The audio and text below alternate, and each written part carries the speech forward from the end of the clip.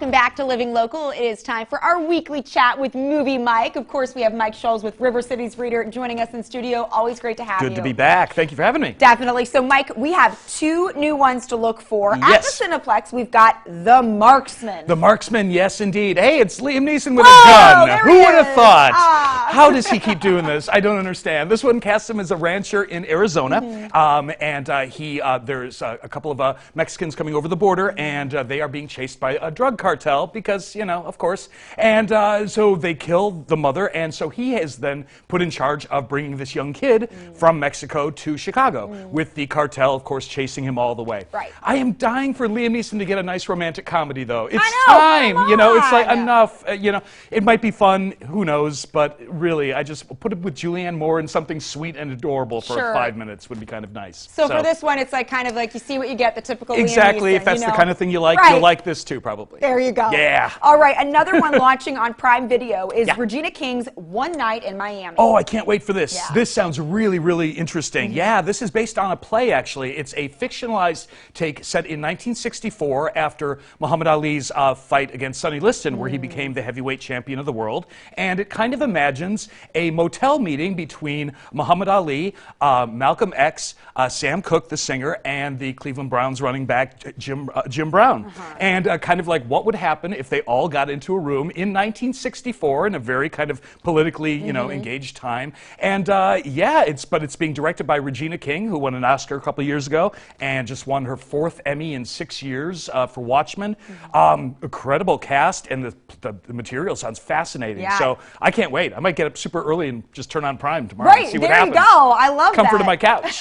Yeah. You know? All right, now, so those are the two new ones, and I understand that you've published your official Yes. 20 favorites list for 2020. So today we're going to go over a few of the titles that we have not yet talked about here on Living Local. So absolutely. first up is David Byrne's American Utopia. Oh, yeah. This was so much fun. This might be my favorite movie of the year, actually. I caught it at the very tail end of December. This is a concert version or a filmed production of David Byrne's 2018 Broadway show that was based on one of his concept albums. And it's being directed by Spike Lee. And it's basically an hour and 45 minutes of singing and dancing joy with like many of David Byrne's solo hits, a lot of his Talking Heads stuff, some songs from other artists, including Janelle Monáe. And but it's gloriously shot. It's 12 ensemble members, including David Byrne, in these perfect gray suits, and they're all barefoot on top of it. So it's kind of like, let's get dressed up and play and just like dance the night away. It's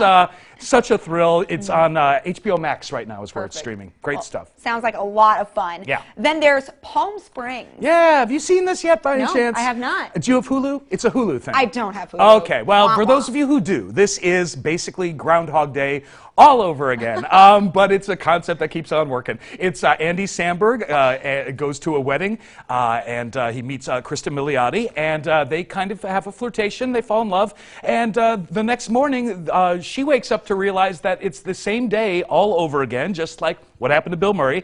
And Andy Samberg has to tell her, yeah, I've been doing this for about 1 million years. And so now she's part of this eternal loop, stuck with him repeating the same day forever and trying to figure out how we move ahead from this day. It's incredibly funny. It's incredibly smart, really cleverly done.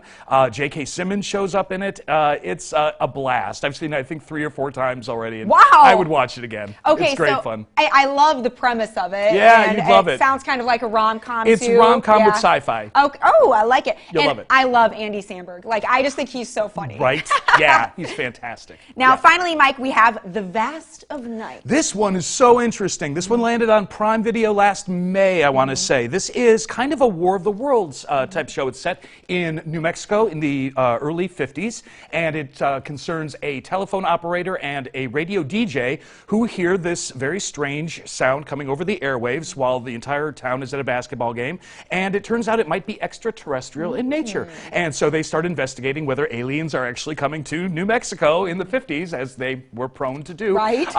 It was made by a guy's first movie. Andrew Patterson is his name. He made it for $700,000, but it looks like it costs about $50 million. It looks incredible. And that it has tracking shots with the camera where there's a scene where the camera actually runs down the street, goes about a half mile, goes into the doors of the gymnasium, travels around the basketball game, goes up the bleachers, out the window. One shot? One shot, another half mile, and lands at the radio station. I've never seen anything like it in my life. Birdman, maybe? I don't know. Yeah, exactly. It's so Birdman-y, Yeah. but it's just a blast. It's really scary. It's really involving. One of the best times I had at the movies. Huh. Yeah. At the movies from home. Sure, sure. And I do have Prime Video, so this is something I think I can really get on board with. 90 minutes, you'll love it. I love it. Great fun. Thanks so much, Mike, for pleasure, all you the bet. reviews. Now, in recap, here are the new movies this week: The Marksman and One Night in Miami. Also, check out David Byrne's American Utopia, Palm Springs, and The Vast of Night, which are all streaming. You can read Mike's movie reviews inside the latest River Cities Reader on stands everywhere and online at rcreader.com. And for more information on today's movies, you can head over to ourquadcities.com.